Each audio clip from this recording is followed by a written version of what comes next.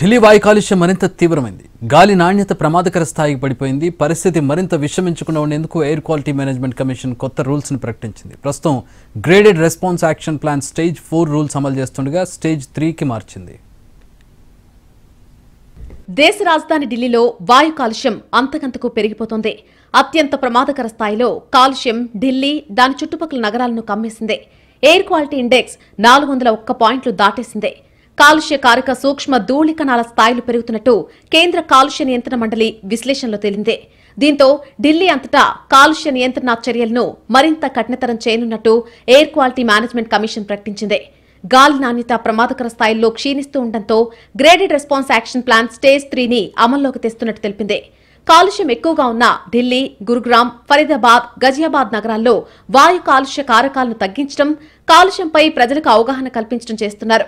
కాలుష్యం ఎక్కువగా ఉన్న ప్రాంతాల్లోని ప్రభుత్వ, ప్రైవేటు ఆఫీసుల పనివేళ్లను కూడా తగ్గిస్తారు. ఆఫీసుల్లో 50% సిబ్బందికి వర్క్ ఫ్రం హోం సదుపాయం తప్పనిసరి.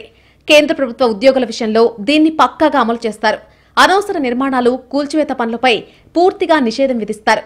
ఢిల్లీ, గురుగ్రామ్, ఫరీదాబాద్, గజియాబాద్, నోయిడా ప్రాంతాల్లో ముఖ్యమైన వస్తువులను రవాణా చేసే వాహనాలు మినహా ఢిల్లీ బయట రిజిస్టర్ అయినటువంటి అన్ని పెట్రోల్, డీజిల్ వాహనాలపై నిషేధం విధించారు. 5వ తరగతిలోపు ఉన్న అన్ని ప్రైవేటు, ప్రభుత్వ పాఠశాలను మూసివేయనున్నారు. రైల్వే, మెట్రో, విమానాశ్రయాలు, రక్షణ రంగాలకు సంబంధించిన నిర్మాణాలు మినహా ఇతర నిర్మాణాలపై నిషేధం విధించనున్నారు. ఢిల్లీలోని అనేక ప్రాంతాల్లో ఎయిర్ క్వాలిటీ ఇండెక్స్ 300 నుంచి 400 పాయింట్లు దాటిందే. అక్కడి ప్రజలు అనేక అనారోగ్య సమస్యలకు గురవుతున్నారు. గొంతు నొప్పి, తలనొప్పి, కళ్లల్లో మంటలు, నిద్ర సరిగ్గా పట్టకపోవడం వంటి సమస్యలతో సతమతమవుతున్నట్టు సర్వేలో తేలిందే. కాలుష్య నియంత్రణకు ఢిల్లీ ప్రభుత్వం కృత్రిమ వర్షాలు కురిపించడానికి ప్రయత్నాలు చేసినా ఫలించలేదు. దీంతో వాయు కాలుష్యం మరింత పెరగకుండా నిరోధించేందుకు commission for air quality management, central pollution control board సహకారంతో చర్యలు చేపట్టింది.